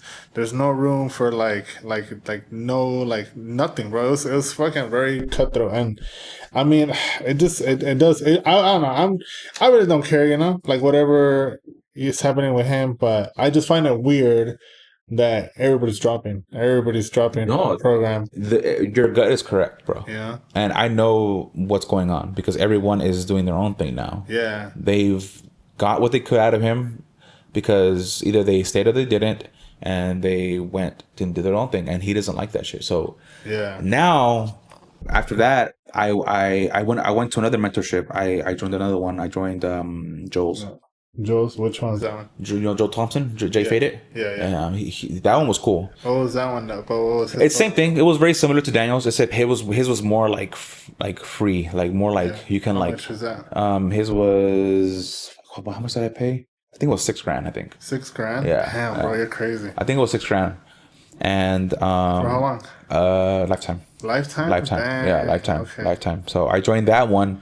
And then that was cool. It was going really, really well. And I started noticing like when people would like bring Daniel up to him, he would just shut it down. He wouldn't even he would not want to. Because he came off Daniel's program. Yeah, right? yeah. But like no one. I don't even know. You know, I don't even know what happened. You know? Yeah, because it's almost like, and that's kind of why I joined the New Era, because after that, like, I started seeing that everybody would break off, do their own thing, and I'm like, well, damn, if I do this fool's program, I feel like I'm getting like the watered down version of like the. Joel's doing pretty well now, bro. Yeah, and so and then you know? bro, now he's like he has a lot of people on his team, bro. He's doing a lot. He's doing really well because I feel like he has more humility. Yeah, And I love being around Joel. Like I love being around his energy. Like energy is everything, bro. Right. And every time I had to show Daniel something, my gut would turn. I would get hella anxiety. Like fuck, do I want to fucking even show this shit? Like he's gonna fucking rip me a new one. Like I in my head I'm like I don't want to feel bad about making content. Right. So, yeah. So I joined Joel's and he explained he asked me like why did you leave? Like what happened? I told him what I just told you. And he's like, what the fuck, you know? And he's like, oh, okay, that makes sense. And when he said that, I was like, huh, you know something that I don't know. Yeah. You know, so. Yeah, because it seems like it's not the first time. No, yeah. Like You know something I don't know. I never asked, and because the times that people would ask him, he would just say, "No, I'm not talking about that." Yeah. Like you'll see through my actions. Yeah. And he's doing really well for himself now. Yeah, he is. He's killing it, bro. Very, very well for himself. So, and then he actually let me into the coaching side. Like he taught me how to be a coach. He taught me sales. And Yeah, because like that's what I was saying, that he started teaching people how to coach. Yeah. He's teaching barbers how to do that. And personally, for me, this is my opinion. And I'm for any disclaimers. This is just what I think. I firmly believe Daniel does not like that. No, yeah, of course, because you're like knocking what he's doing. But I feel like that's very smart of Joe to do that, because it's like, why wouldn't you? Why would not teach the sauce, and then like it becomes like a recruitment thing? Like, yeah, and to me, there's like endless possibilities of how you can teach what Daniel teaches. Yeah. It's already out there. It's if you think about it, what Daniel it's just sales. It's just sales and business. That's all it is. Right. But he just he just put a barber sticker over it and the content. It was the content, because the stuff that you learn from the thing is. It's like you can apply it to almost any industry. Yeah, you can literally apply it to anything, anything. And so, what's it called? Yeah, so now you're still in that program with Joe? No. So that finished already. That wasn't Lifetime. Oh, it wasn't Lifetime? I thought it was Lifetime. How long was it for? I think it was like 3 months, bro. $6,000 for 3 months? Yeah, for the coaching. I think for the coaching. For the coaching, yeah. Oh, okay. The other one's Lifetime. And so 6 months of they teach you how to coach. Yeah. That one was separate too. But is it how to acquire and how to like coach them? Yeah, bro. He literally taught you sales. He taught you they teach you ads and stuff like that. All the cool shit. It was really cool. I really learned a lot, bro. Really learned a lot. This is how I was able to learn communication, how to talk to people. I wouldn't be here sitting talking to you if I didn't know how to communicate. Right. Like I learned so much, and That's cool. and I'm still learning how to communicate because of the podcast. Yeah. So now, once I did the whole coaching thing, bro, me and a few others that were in Daniel's thing. One day I was like, you know what? Let me go see how it's all structured and how he has it. I went to go see, and I was like, what the fuck? Access denied. What the fuck do you mean? I was like, wait a minute, these fool just kicked me out? I was like, yeah, this fucking guy just kicked me out. What the fuck? Damn. So in my head, I'm like, what am I gonna do? Am I going to press the issue, or are you gonna move on? Because in my head, I'm like, I realized that I've already gotten what I needed from it. Like me and him would just bump heads. It wasn't productive anymore. I think I was done. So I was, you know what, I'm just gonna let this go.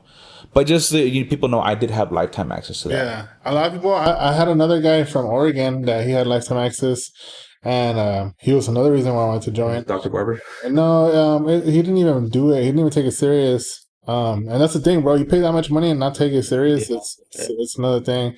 But he said that everybody with lifetime access you don't have it. They don't. He just doesn't grant it no more. From what I heard. That's crazy. Well, yeah. So when I paid for it was lifetime access, but he kicked me out, and it was right after I rolled out my own coaching program. Yeah. Luckily, like, I still have everything I learned, and on top of other mentorships that I've joined, like now I'm in a different season now, bro. I've joined a bunch of other mentorships now that it's like not even barber anymore. It's more so just marketing and sales. Yeah. Because I feel like if you can sell, you can sell. If you learn how to sell, you can literally be in any industry. Yeah, you can do. It can attach to any industry. You know. So then now with the coaching thing, well, how long have you been doing that? Are you still doing coaching? Yeah, no, I'm still coaching. I've been doing that since last August. Okay, so you're like closing into a year. Yeah, closing into a year, and a lot. I've learned a lot. I've learned that you can't pressure barbers into joining. Yeah, you can't pressure them. You have to give them the opportunity to get on multiple calls. Yeah. So how many people you have right now? Right now, I have in total that I've coached one-on-one 4. 4 people. And that's just me like. And then how long is that? They have lifetime. They have lifetime access, bro. Like, also, I have actually different packages. So I have a 4 week, a 4 week, a 6 week, and then a whole year, and that's it. Nice. Yeah. So they have access to you. They have access to me. Yeah, bro. Yeah. So So, and it's crazy because one thing I've learned is it's 2-way street. I can show up every single day, but that doesn't mean the other barbers are gonna show up. Right. That's the shitty part. Mm-hmm. That's the real shitty part because I've gotten paid for coaching I'm literally getting almost like free money. Mm-hmm. It sucks because it's cool, but it sucks because that's not what I want. Yeah. That's not what I want, but at some point I have to keep someone accountable. Yeah. You know what I mean? Like I'll still hit you up like, hey, what's going on? Like I haven't heard from you. No reply, nothing. Yeah, ghosting. So it's like, fuck. So what am I supposed to do? You know? Like you still signed the contract. You still have to put up your end, regardless of if you don't show up or not. Yeah. I think that was the hardest part why I hesitated because I wasn't sure if I can commit. Like I already knew it was going to take work. And I didn't know I was ready for that. It's a lot of work that people aren't. I don't think people really understand how much work it takes for you to actually like execute. Yeah, no. So I think for me, from my experience, I definitely feel like I didn't see no results until like maybe month 6. Oh shit! Yeah, okay. I didn't get no results until six months in, bro. And I got my first price raise at 6 months. Nice. And then after that, I got my first prices. First price was 6, and then after that, literally 6 weeks later, I got my next one. Wow! I went up price two times in a year. Wow! Fucking crazy. Well, how much were you when you started? So I was at 30, then I went up to 50, then I went up to 75. Wow, you went from 30 to 50? Yeah, bro. Oh shit! And and I was at 30 with just a haircut, and then from 30 just a haircut, and then 45 with beard, and then when I went to 50, it was 50 for a haircut, 75 with beard. And then when I went to 75, it was 75 with beard and 90 with 75 is just a haircut and then 90 with beard. Yeah. So why is that? Why is that cheaper now? Like, because I'm starting to see that a lot of people like the beard is so much more cheaper than if you were to just haircut and shave, and then the shave is like cheap now. I genuinely believe that people that do the whole cheaper thing, they don't really like believe that the beard is a standalone service. Like if you want just a beard, bro, I'm still gonna charge you $50 for it. Right. That's what I mean. Like, You know what I mean? I'm still putting a blade to your face. Yeah. You know what I mean? You know, I still have But to if you get the haircut service, it's just another $15. yeah. It's so weird. But then I have a VIP that's 140. So yeah. What does the VIP do? The VIP is haircut and beard, eyebrows, the whole facial. I shave. If I have to shave under your neck, it's 140, bro. Like I'm literally going over the Adam's apple. That's a very delicate area. So yeah. So it's pretty cool. Like I definitely feel like even though my experience ended with Daniel very horribly, the beginning was such a beautiful time, bro. Yeah, well, especially if you kept going. You bought another coaching program and stuff. Hey, Barber fam, I really hope you're enjoying this conversation as much as I am. But real quick, if you're a barber struggling to get new clientele online or struggling to shoot content, the whole thing just feels like guesswork to you. There's literally no need to guess anymore. I built my own school platform where I show you exactly how to shoot content, what angles work, and how to study other people's content. That way you're not doing the guesswork anymore. So if you're done struggling, feeling stuck, click the link in the description down below and let's grow together. Back to the conversation. And for me, like, I'm not trying to just like make money off coaching. I'm trying to make an impact. I'm trying to actually help barbers. So I'll give out free shit, like, free game, like I really want to set myself the authority before I even like put a price tag on it, because I want barbers to come to me and understand that, like you said, it's a lot of work. It's a lot of work, bro. A lot of work, editing and all that, and recording and getting ideas. And I think to simplify the easiest thing is action videos. Easiest thing, which you can do. That's still going to be foundation, and that's one thing too that like, because before I left the program, I was like, I'm gonna go dabble in, and he fucking made a newer version, a cleaned up version of like the modules and stuff, and the action shots is the foundation to everything. It's gonna be, that's not gonna change. It's never gonna go away. Yeah, action shots are like the epitome of everything, and I still get, I'll get millions of views off just one clip, just because of how clean it looks. Yeah. And a lot of barbers think, oh, I have to get a camera. No, you don't. Use your phone. Use your phone. So it's easier too. There's less static for you to. It's better for you to just have it on your phone, record it on your phone, edit it, and just upload it. That's where speed meets value, bro. Speed literally meets value, because with the camera, you have to upload it to your computer. You have to make sure everything's on there. You have to make sure there's space for the footage. It's a whole lot of back and forth. I have over maybe like 100 terabytes, of just unseen footage that I have yet to release, just because I don't have the time to fucking sit on my computer and edit. So I think now is I'm learning to delegate, and I think that's one of my biggest fuck ups was I was so stubborn into thinking like I have to do everything. But no, and that's the thing, you don't want to teach somebody, but sometimes it's better for you to teach them how you like your things. Yeah, dude, it's especially since like I really want to be up there with like what Daniel's teaching, if not better.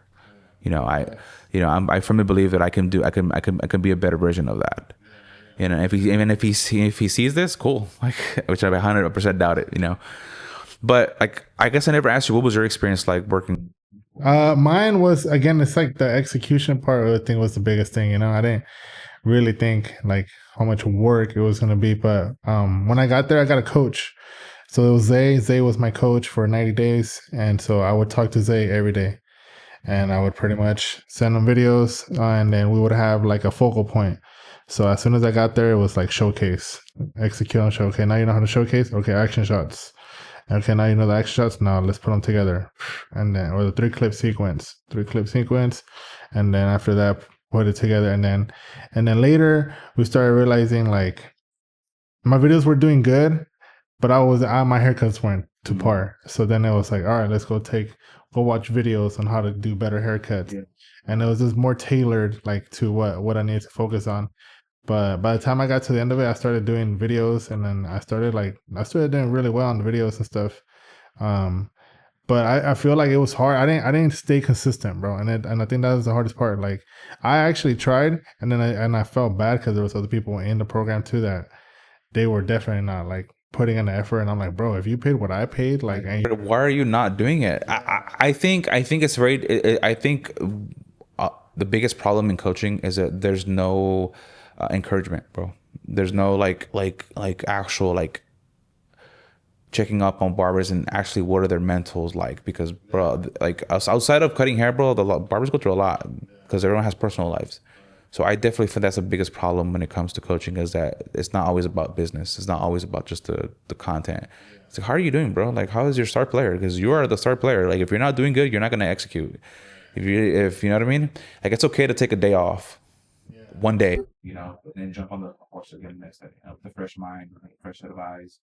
Yeah, that's what I liked about my coach, bro. Because, like I said, when I first started, he asked me like, "How do I want to get coached?" And I was like, like hold me accountable, but don't be hard on me, bro. Like I'm not a child. Like I don't need to be like told like. Yeah, you won't be micromanaged. Yeah, and so he was really cool, bro. He really did good. Like he coached me very well.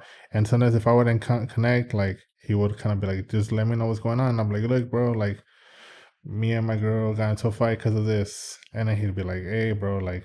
You should, then he would tell me, look at my schedule. Like, I make time for my lady too. Like, you should put it on your schedule. And it's like a lot of like dialing in on whatever little little problems I had.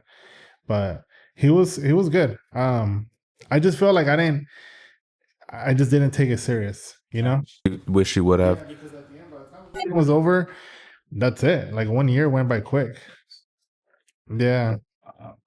I definitely, like, when I was like when I was being coached up by Daniel, like I remember like he was not just hard on me, but hard on a few. I think towards the end it kind of felt like favoritism a little bit.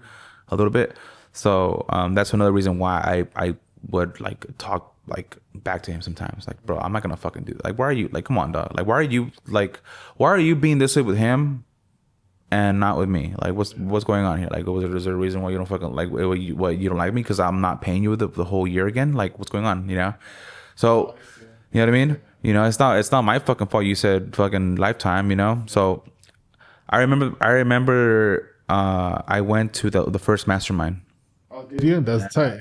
It was cool. I met everybody. I met Shorty. I met everybody. I met. I just got the invitation yesterday, actually, for this year's. Yeah, and it was cool, but then like it got really like cultish, bro. Like very cultish, very like bro. I got put on the spot and got shit talked to in front of everybody. Yeah, bro. Like it was me and a few others. We got put in a line in a row, and they were literally telling us like, "You guys ain't shit," pretty much. And I was not expecting that, bro. I was like, "What the fuck?" Like, "Oh, Pac, you should have been at 150 by now. Like, what the fuck's wrong with you? Like, what? Like, what? You like? Are you dumb or something? Like, this and that." Pretty much like saying those type of things. Like, bro, like, oh, look at this fool. Like, he joined. Like, literally putting all our fears in front of us. Like, and like that's fine. I think you should put someone's fears in front, like to like, make them see. But the way they were doing it, bro, it was like very degrading. Yeah. Yeah, I mean, I guess I was sure now it's a lot better now, but that was like the first mastermind. Wow. Yeah, That's crazy. yeah, bro. And I went home back to my hotel, and I was like, fuck, like I do suck. Shit, yeah, that's cool. Yeah. So and then my lady was like, "You went to the mastermind to get told you suck? That was weird." Like, okay.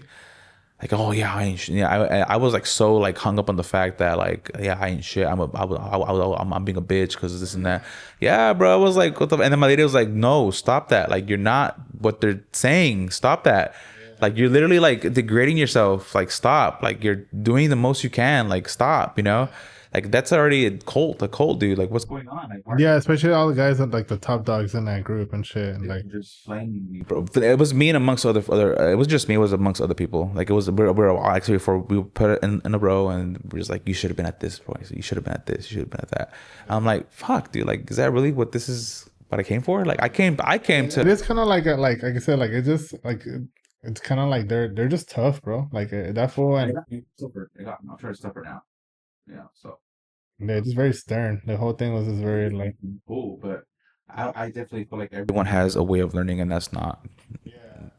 Yeah, his style is different. Like that fool, he's like a I don't know because he has all those piercings and shit. So he's kind of like a punk rocker. Yeah. And there was a few times where a few people asked him like, "What did you get that?" And he's like, "Oh, I want people to like think like, oh, who is that?" Like, get people to like ask themselves, what is he like? He wants to be the topic of discussion type shit.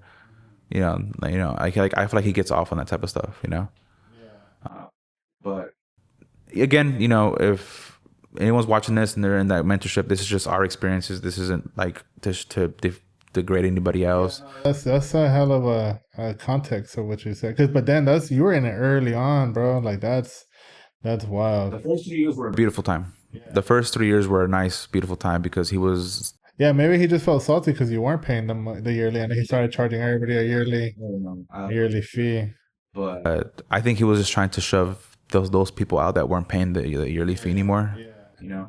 And yeah, because a few other people that were in that yearly thing, they said that they got booted out. They're not. Yeah, and it's more now. How much is it now? Do you know? I paid $7,000. It's like almost like 10K now. I'm sure. Another year. He does. I will say this. I'll give him his flowers. He does have a good track record on helping people. Like that's it's.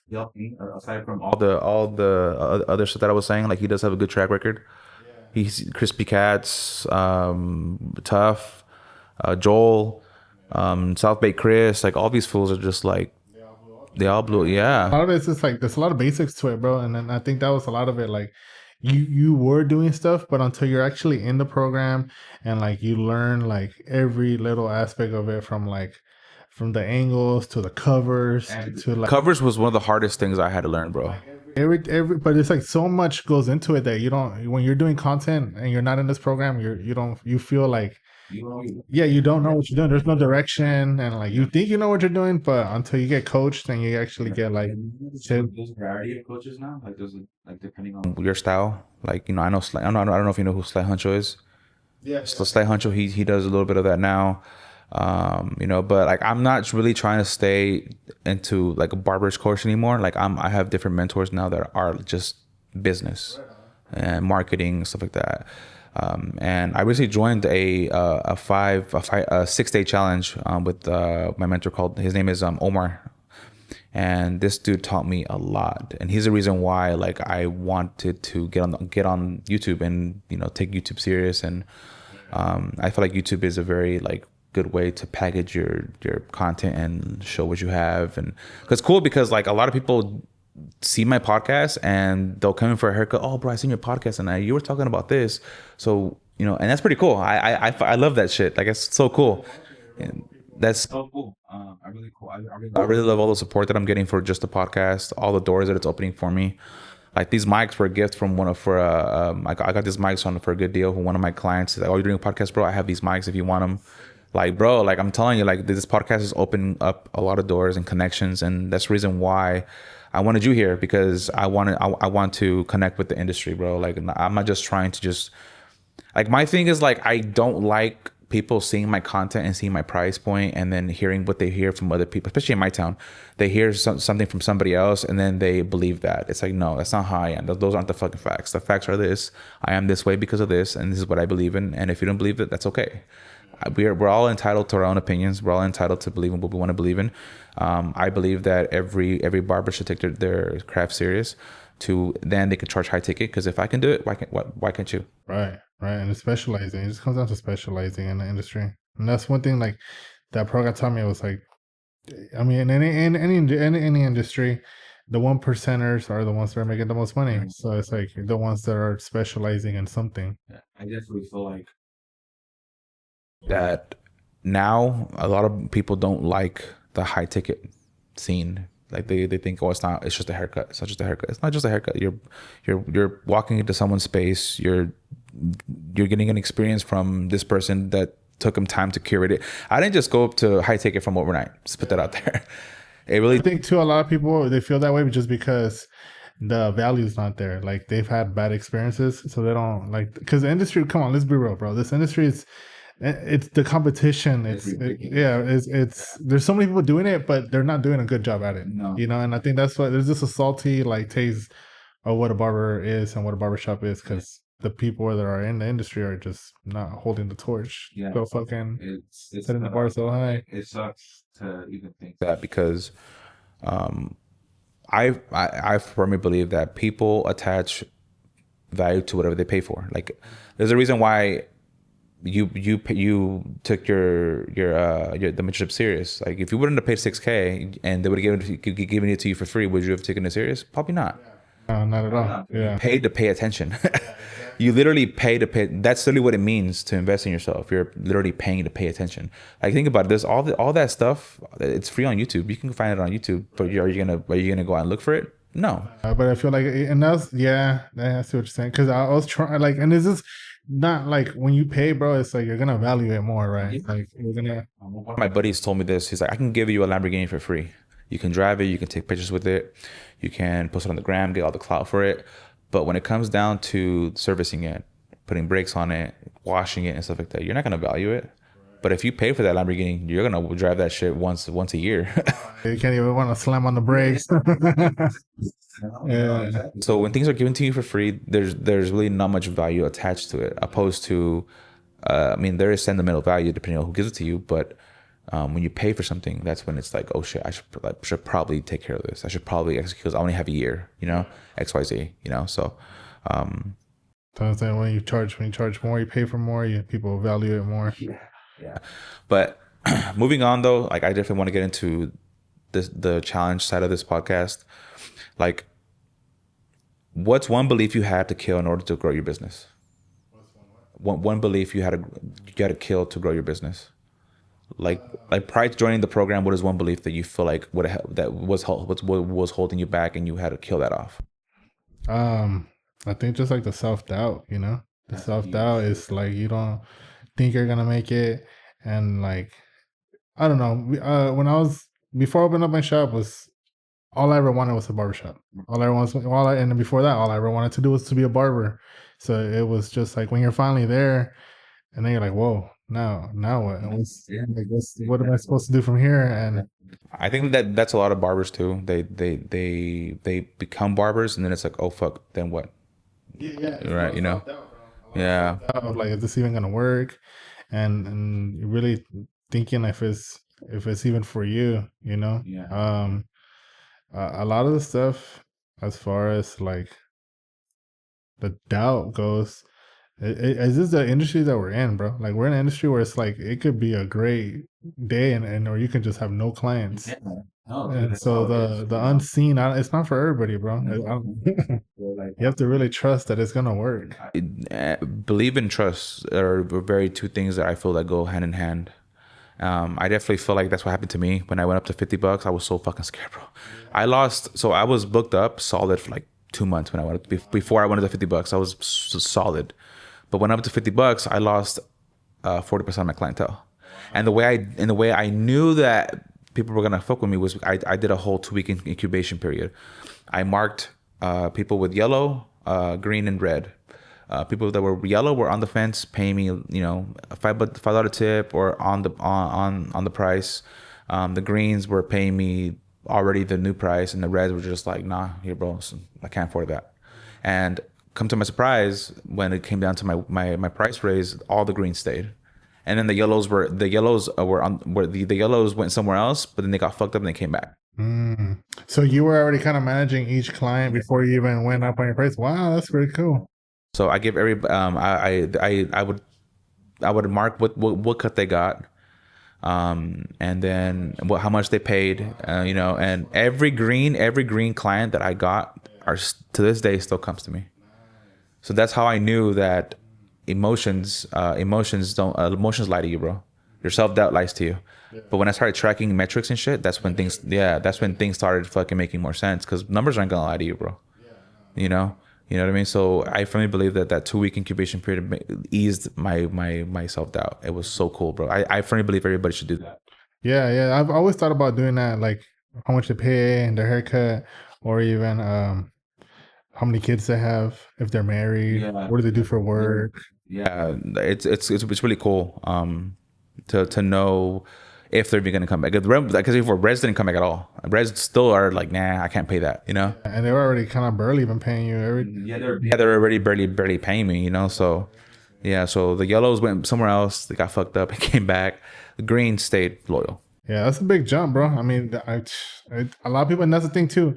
A lot of people think that they can just bump their price and not have like metrics in place to like do it. Like, and they're just kind of like, let's just do it, and then they start losing their clients, and they're like, what the fuck? Like, what's What do I do? What do I do? Yeah, no, like so. And then prior to going up to my price on my prices, I had 3 months of bills saved.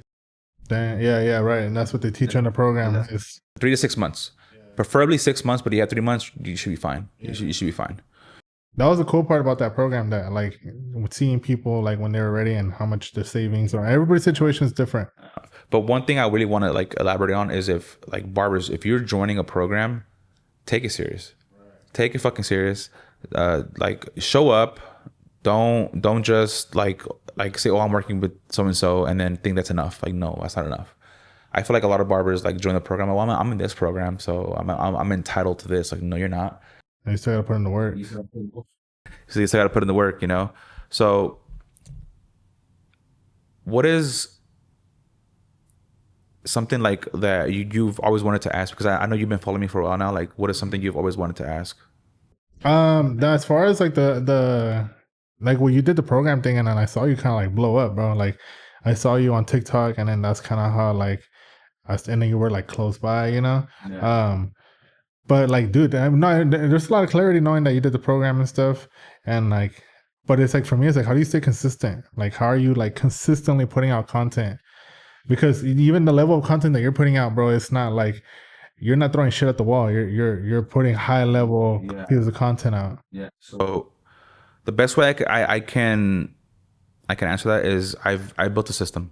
I built a system and I rely on that system to work.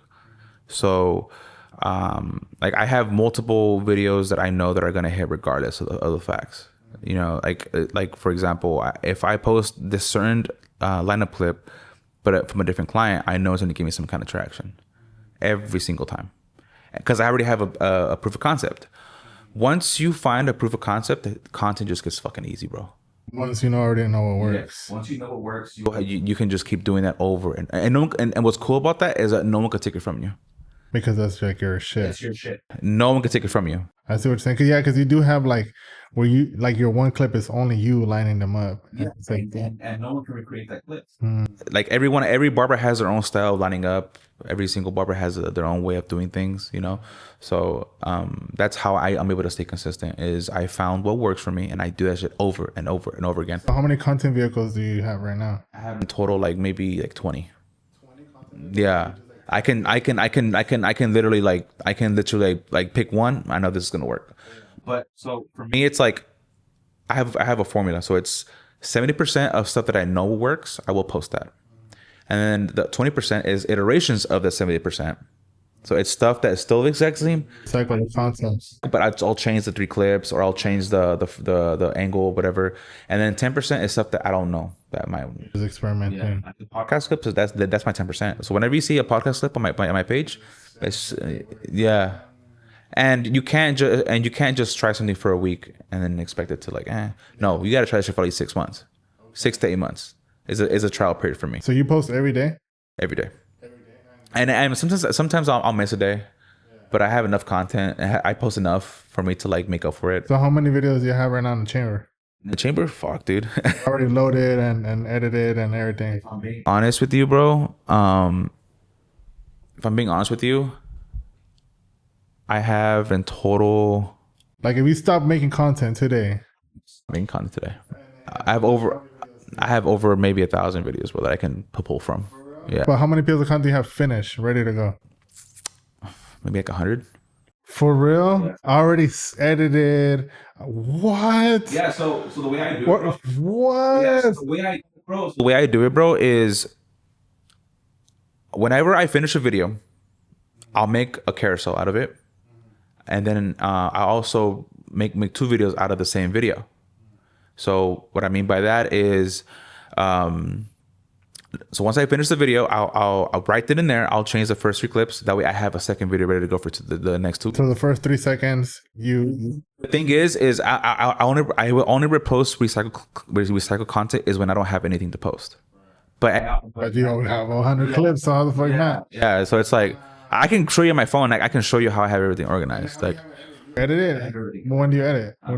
Well, so I ended up taking 2 days off work now, and instead of working in the business, I work on the business on those days. So Mondays I'll work half days on the business, and then Tuesdays today. Well, today I had to come and do shit, but Tuesdays I'll work all day editing. Yeah, that's what I've been thinking about doing. Have one media day, like Media Monday, and just only edit videos on Monday or something. And what's cool is like with TikTok, I don't even give a fuck about, bro. I'll just post whatever. TikTok, what I realize is they will value videos that's less edited, as long as it's clear enough. Like I've gone videos like to hit over like 400, 500K just because it's like it's clean videos. Yeah, bro. You don't over edit. Don't over edit your videos. Stop with the transitions. Just stick to hard cuts and stick to trending audios. Always stick to trending audios. Yeah. Trending audios always work. And what about Instagram? Same thing. Trending audios. It has to have a little arrow on the side. I mean, obviously, like you always want to but you always want to have a video that you know that will work regardless of the time of day. I have that ready to my drafts in case one day I'm like, oh fuck, I don't post that shit. Yeah, just whatever you don't feel like posting. Dang, bro. Yeah. So every client you're recording, every client. New client for sure.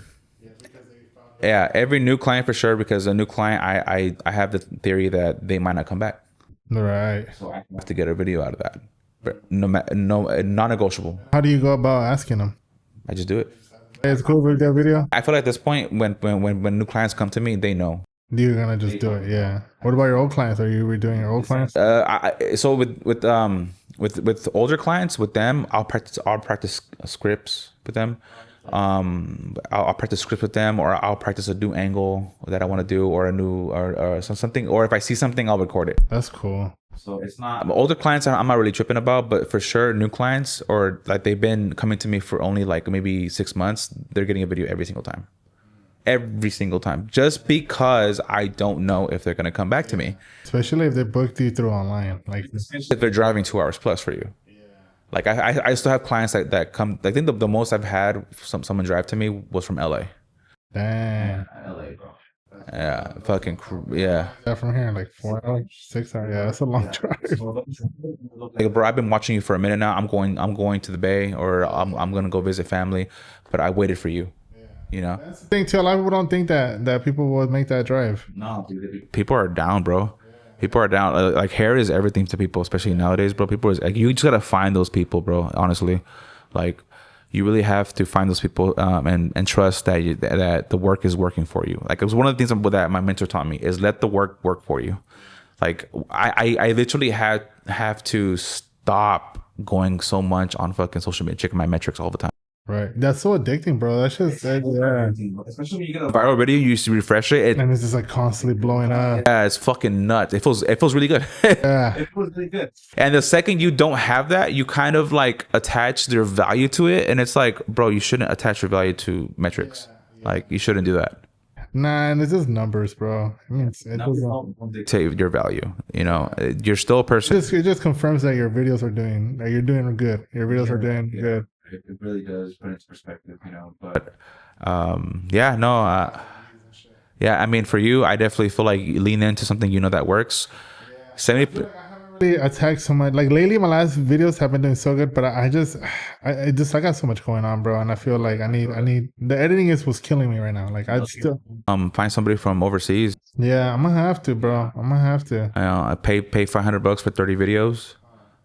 Somebody really fucking knock them out for me.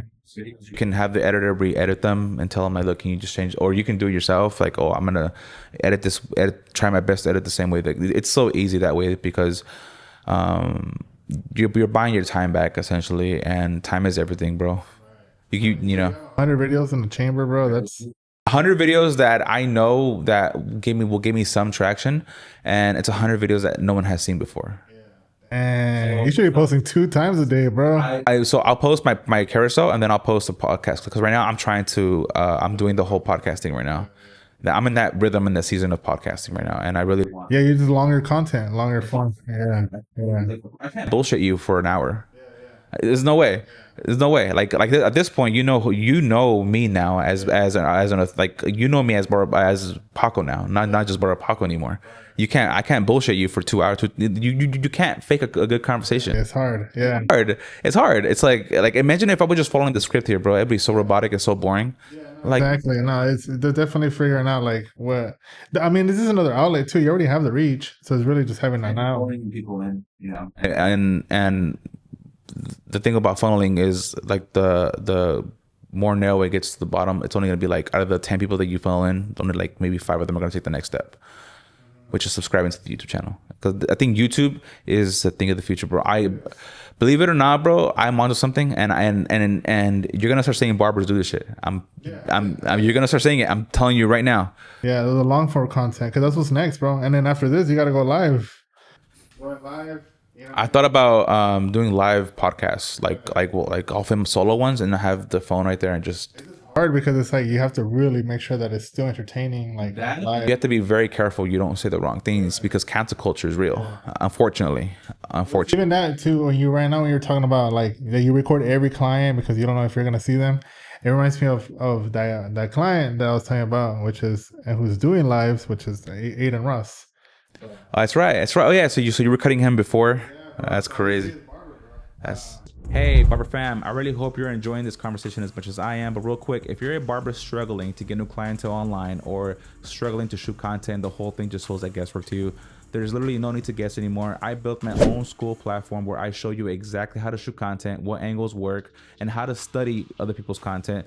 That way you're not doing the guesswork anymore. So if you're done struggling, feeling stuck, click the link in the description down below and let's grow together. Back to the conversation. You said you were his barber? Yeah, bro. So when he was 17, he used to come get haircuts with me. And even then, bro, he was so into the Twitch thing. I was like probably his 50th subscriber. And he's like, if you have Amazon Prime, it's free. And I was like, oh, bro, I have Amazon Prime. Sign me up. That fool went and made me my Twitch account. He created my Twitch account right then and there in the shop. And then he subscribed to his channel, like, you know, and I thought it was the coolest thing, bro. I was like, bro, you're getting paid to play video games? That's so cool. What? And at the time, I think he was like making like $200. He's a fucking rich as shit now. Bro, like it's crazy. And he's coming to the town. He's coming back to town this weekend. So I don't know, I'm thinking about maybe go bump heads with him and go, you know. See what's up. Yeah, see what's up with him, bro. Like I would definitely lean into. That's an opportunity that you have and you could lean into. Like that's another thing that I want people to understand is I only leaned into things that I knew was in front of me. Like people have a fucking habit of looking through someone else's window and wishing that they had what that person has when there's somebody else looking through your window wishing they had what you had. Exactly. You know what I mean? So a lot of the times that the key to success that we're looking for is right in front of our fucking faces, bro. Yeah. We're just so caught up in like, oh fuck, man, I want that for you know. Damn, bro, it's like when you finally get what you want and you don't. It's fulfilling. It's still like it's kind of crazy. You're like, dang, you're like you're right in the spot where everything you prayed for. Like everything you ever wanted is literally right in front of center. Everything you prayed for is you're in the middle of that, and you're still complaining. You're right. Yeah, you know. Yeah. So these days I'm practicing gratitude. I'm giving myself grace whenever I can't show up because it's okay to take a day off, bro. Yeah. You know. Yeah, that's the hardest part about in this industry is that you can work every day. So for me, if I take a day off, I feel weird, bro. And that's because you come from a hardworking environment where like you feel like you have to work hard for it to deserve it. Right. Where like yes, it's essential to work hard at the beginning to then eventually evolve to choosing to work smarter. Right, because working hard in the beginning is essential to anything. You have to work at it every single day, regardless, even when no one's clapping for you. Yeah, you know, and that's one of the things that I always tell my students is that you have to show up regardless of the facts. And if you don't show up, well, then you only have one person to blame, and that's yourself. Yeah, the way I see it, I feel like as long as you're doing something every day, 1% better, bro. Yeah, as long as you're doing something to work towards the goal, even if it's like, let me think about creating a business card.